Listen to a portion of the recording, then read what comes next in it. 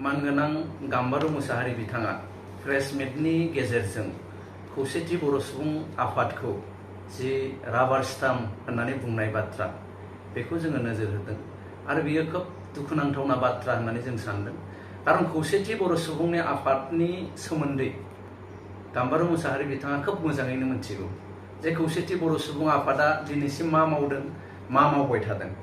जे जोङो खौसेथि बर' सुबुं आफाद जानानै मोनसे मुभमेन्टनि गेजेरजों दिनैनि तारिखाव भारत सोरखारजों मोनसे गोरोबथानि गेजेरजों बे गोरोबथायाव मुंसाइ होनानै जोङो मोनसे काउन्सिल दिनै बर'नि गेजेराव बिटिआरनि बायजोआव जोङो दानो हाबाय। बे काउन्सिलनि आद्रा थानाय जि हाबाफोर बे हाबाफोरखौ जोङो मावबाय थादों।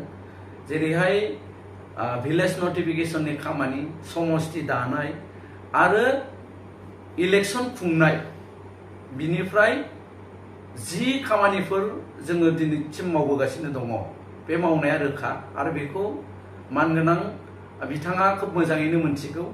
आरो जोङो खौसेथि बर' सुबुं आफादा सम सम भारत सोरखार आरो आसाम सोरखारजों बे हाबाफारिखौ मावफुंनायनि बागै जोङो बेसेबां मावबोगासिनो दं बेखौ बिथाङा मिथियो। खौसेथि बर' सुबुं आफादा जोङो खुनु रावनिबो बायास जानाय जों खामानि मावाखै। बियो गुथै भारतनि जेसेबां सुबुंफोर दङ बिथांमोनहा बयबो जोंनि सायाव नोजोर होदों। मोजाङै नोजोर होयोबा निश्चय मोनथिगोन जोङो सरकारनि एगेन्स्टआवबो सम सम बुंदों, गोबां हाबाफारि जोङो सरकारनि एगेन्स्टआव लादों। जोंनि हाबाफोरखौ मावफुंनानै होयैनि थाखाय जोंनि खुद्रिनायखौ जों देखायबोबाय थादों। तो आं सानो बिथाङा जि बाथ्रा बुंनाय बे नंखाय आरो खुनु जुक्तियाव गोलैयै मोनसे बाथ्रा होननानै जों जोंनिफ्राय बुंगोन।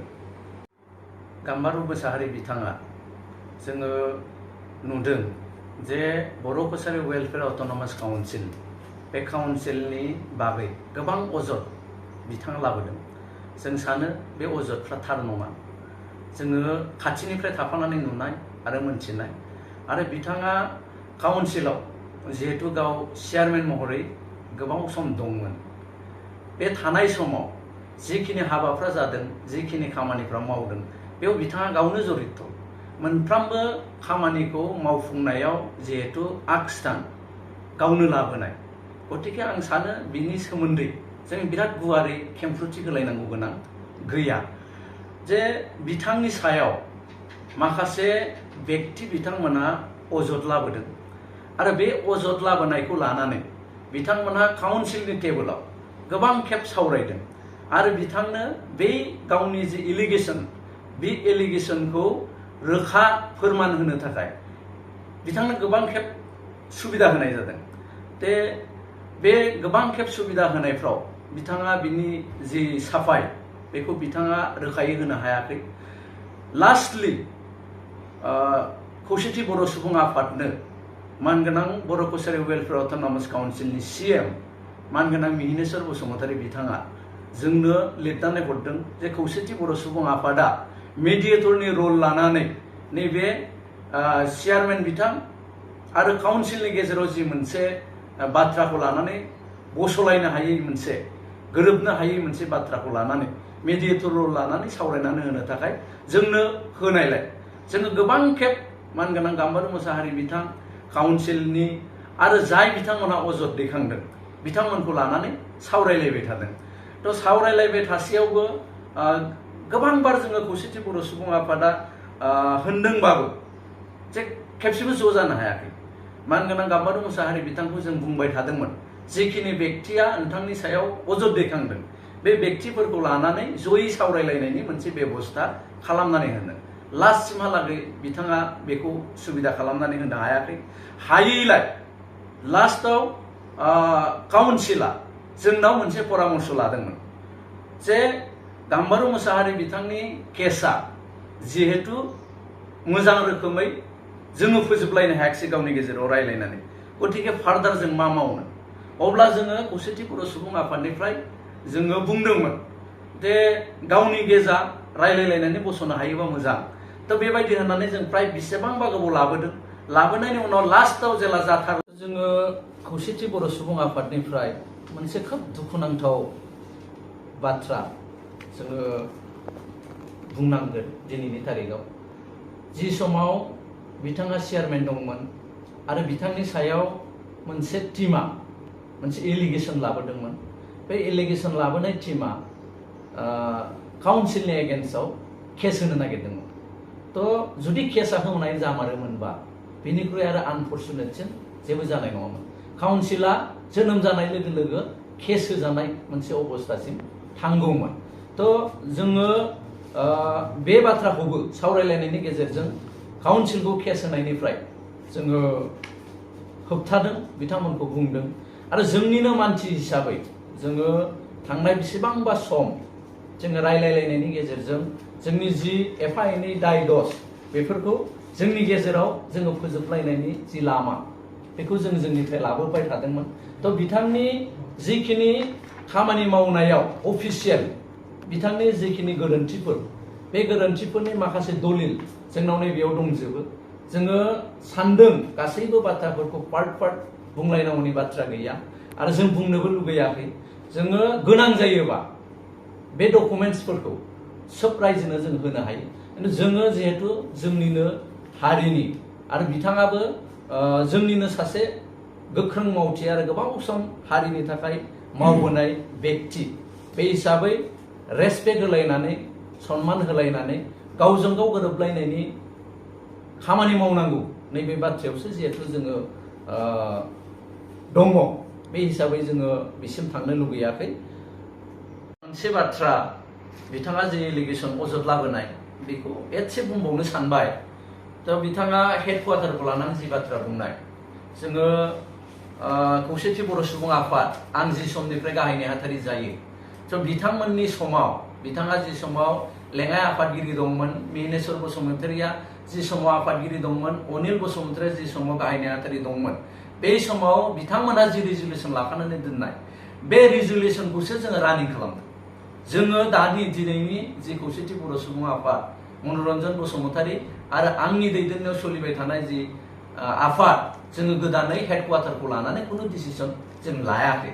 तो हेडक्वार्टारा बिथांमोनजों सावरायलायनायनि गेजेरजों, काउन्सिलजों सरकारजों सावरायलायनायनि गेजेरजों, खौसेथि बर' सुबुं आफाद सावरायलायनायनि गेजेरजों दिनै गुवाहाटीयाव हेडक्वार्टार होनानै बेखौ नटिफिकेशननि गेजेरजों नटिफाइड खालामबाय। दा अफिसा सोलिनोबा अफिसनि इनफ्रास्ट्राक्चार आरो अफिसाव मावग्रा जि अफिसनि कर्मचारी, बे कर्मचारीफ्रा गासिबो थानांगौ। किन्तु जिहेतु सिगां सिमेन्ट सापरि सानजारि नोगोरखौ हेडक्वार्टार फोसावनाय समाव तो गोबां अफिसियेल बेयाव एपइन्ट जाबाय। बेयाव फावनि बाथ्रा फैदों, एक्जिकिउटिभ इन्जिनियारनि बाथ्रा फैदों। बै माखासेया जाजोबनायखाय बेयाव खामानिया सोलिबाय थादोंमोन। बिनि उनावसो जिहेतु गुवाहाटी नटिफाइड होबाय, दिनैसिमबो गुवाहाटीयाव जिहेतु स्टाफ होआखै, बिनि थाखाय गोबां खामानिया गुवाहाटीयाव जायाखै। जायखौनाखि गुवाहाटीयाव मावजायै बायदि हेडक्वार्टारबाबो गुवाहाटीयाव मावा, नैबे अजदआ बिथाङा लाबोनाय। किन्तु आं बुंगोन बे नङा। खारन काउन्सिलनि जाय प्रिन्सिपाल सेक्रेटारिया सिमेन्ट सापरियाव जिराया, प्रिन्सिपाल सेक्रेटारिया जिरायो गुवाहाटीयाव, आरो स्टाफआ अफिस स्टाफआ गुवाहाटीयाव 50%, सानजारि नोगोराव 50% बिथांमोना थाबाय थानायखौ जों जोंनिफ्राय नुदों। गतिके नैबे आं सानदों बे अजदआ नंखाय, थार नङा। जिहेतु जोङो नुदों जोंनि मेगनजों जे गुवाहाटीयावबो काउन्सिलनि हाबाया मावजागासिनो दं। 4 अक्ट' खालि गुवाहाटी नोगोरमायाव मोनसे बर' आफाद मानगोनां गाम्बारु मुसाहारिखौ आफादगिरि आरो डक्टर बाबु बर'खौ गाहाय नेहाथारि हिसाबै लानानै जि मोनसे दानाय जादों, बेखौ लानानै गोबां सुबुङा जोंखौ माखासे बाथ्राफोर सोंबाय थादों। तो बेयाव जोंनिफ्राय खौसेथि बर' सुबुं आफादनिफ्राय जों सानो जिहेतु भारतीय संबिधाना आफाद दानो बयनोबो अधिकार होदों, बेयाव गोबाङा गोबां रोखोमनि आफाद दानो हायो, बेयाव जोंहा बादा होनांगौनि खोथा गैया। खौसेथि बर' सुबुंनि आफादनिफ्राय जोङो स्पष्ट बुङो, खालि जोङो मोनसे बाथ्राखौसो बुंगोन जे अबेबा मोनसे आफादनि एगेन्स्टआव एबा अबेबा मोनसे आफादनि बेरेखा हाबा मावनो थाखाय जुदि आफाद दादोंबा बेसो गाज्रि बाथ्रा। जोङो लुगैगोन जे हारियाव खौसेयै थानो थाखाय हारिनि आब्रुथि एबा हाब्रियाव जाहाथे दावराव दावसि फैया बे नोजोरखौ लानानै बयबो जाहाथे हाबा मावो बिनि थाखाय जोंनि खावलायनाया थागोन। खौसेथि बर' सुबुं आफादनि मोनसे मावफुं मेल जोङो जिरायो। बे मावफुं मेलाव जोङो जोंनि गासैबो जिल्ला आफादफोरजों जिल्ला आफादफ्रा मावबाय थानाय हाबाफोरनि सायाव जोङो मोनसे सरसा जोंनि गेजेराव जों लाबोदों। जिहेतु खौसेथि बर' सुबुं आफादा मोनसे सिद्धान्तनि गेजेरजों थांनाय बोसोरनिफ्राय जे मेट्रिक आरो हायार सेकेन्डारि बे मोननै आनजादाव उथ्रिसारनो हानाय सबसे बांसिन नम्बर लानानै उथ्रिसारनो हानाय फरायसाफोरखौ बरायबोनाय मोनसे हाबाफारि जोङो लाबोबाय थादों। देग्लायबो जोङो बे हाबाफारिखौ लानो नागिरदों। एबारनि जि खौसेथि बर' सुबुं आफादनि गायसननाय सान 18 जुलाइ बे 18 जुलाइ जोङो बे हाबाफारिखौ लाफागोन। दासिमहालागै मोननै जायगानि सायाव जोङो सावरायलायदों। मोनसेया जाहैबाय मरिगाव, मोनसेया गलाघाट। मरिगावआ फार्स्ट अपसन। जुदि मरिगावआ लाया माबा मोनसे व्यतिक्रमनि थाखाय बिथांमोना लानो हायाबा जोङो गलाघाटआव लांगोन। बे मोननै बाथ्राखौ जोङो स्ट्रेस होनानै सावरायनानै डिसिसन लादों। एबारनि गायसन सानखौ जोङो खोब गाजा गोमजायै जोङो खुंगोन आरो बेयाव मेट्रिक आरो हायार सेकेन्डारि आनजादाव उथ्रिसार जानो हानाय बांसिन नम्बर लानानै उथ्रिसार जानो हानाय फरायसाफोरखौ जोङो बरायगोन। बिनि उनाव जोङो खौसेथि बर' सुबुं आफादा जिहेतु सिगनेटरि अर्गेनाइजेसन रिभिउ मोनसे मिटिं थांनाय 29/5/2023 अक्ट'खालि क'क्राझारनिफ्राय जों एटेन्ड खालामदोंमोन। दुलाराय बर' फरायसा आफाद आरो जों बे रिभिउ मिटिंनि बागै जोङो दिनै सरसा खालामदों। बेयाव जोङो जोंनिफ्राय जों बुंबाय थादों जे एकर्ड जानाया जिहेतु बोसोरथामनि बारबाय, बोसोरब्रैयाव जासिगोन। गतिके गासैबो इस्युफ्रा क्लोज जानांसिगौ, मावजोबनाय जानांसिगौ, जोबनांसिगौ। बेयाव जोङो बिसेसके फरेस्ट राइट एक्ट, बे फरेस्ट राइट एक्टनि सायाव दिनै जोङो सावरायदों। सावरायलायनायनि गेजेरजों जों गासैबो जिल्लाफोरजों सावरायलायदों अबे जिल्लाया बेसेबां मोनखो, बेसेबां मोननो थाखो बिनि तथ्य जोङो दिनै रेडि खालामबाय आरो बेखौ लानानै खोब खम समनि गेजेराव जों आसाम सरकारजों रायलायगोन आरो बिनि मावफुंनायनि सायाव जोङो नारसिनगोन। सोलोंथाइनि बेलायाव जोङो गोबां दिनै सावरायदों। बिसेसके बर' बिजोंनि फरायसालिफोरखौ फोथांनानै लाखिनायनि बेलायाव 6.3 नि क्लजनि बेलायाव जोङो दिनै मोनसे पर्यालोचना जोंनि गेजेराव जोङो खालामदों। सुबुं आफादनिफ्राय 18 जुलाइ जि खौसेथि बर' सुबुं आफादनि गायसन सान, बे गायसन सानाव जोङो गासैबो जिल्लाफोरनिफ्राय जोङो बाहागो लानो थाखाय जोंनि दैदेनगिरि बिथांमोनखौ जोङो खावलायगोन। जोंनि आन्चलिक लेभेल, जिल्ला लेभेल आरो मिरुनि गासैबो दैदेनगिरि आरो मावफुं सोद्रोमा जोंहा बयबो बेयाव जाहाथे बाहागो लाफैयो बिनि थाखाय जों खावलायगोन।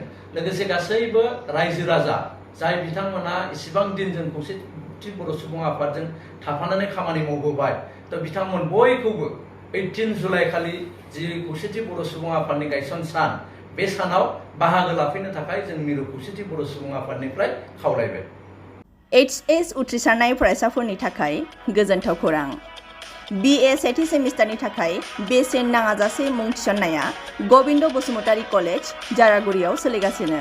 इंराजि 2023-24 गोदान सोलोंथाइ बोसोरनि थाखाय BA सेथि सेमिस्टारनि मुं थिसननाया गसाइगाव महकुमानि सिङाव थानाय गबिन्द बसुमतारी कलेज, जारागुरियाव बेसेन लायाजासे सोलिगासिनो दं। फरायसाफ्रा गोनांथि बायदि आयदायाव मेजर लानानै फरायनो हानायनि राहा दं बे फरायसालिमायाव।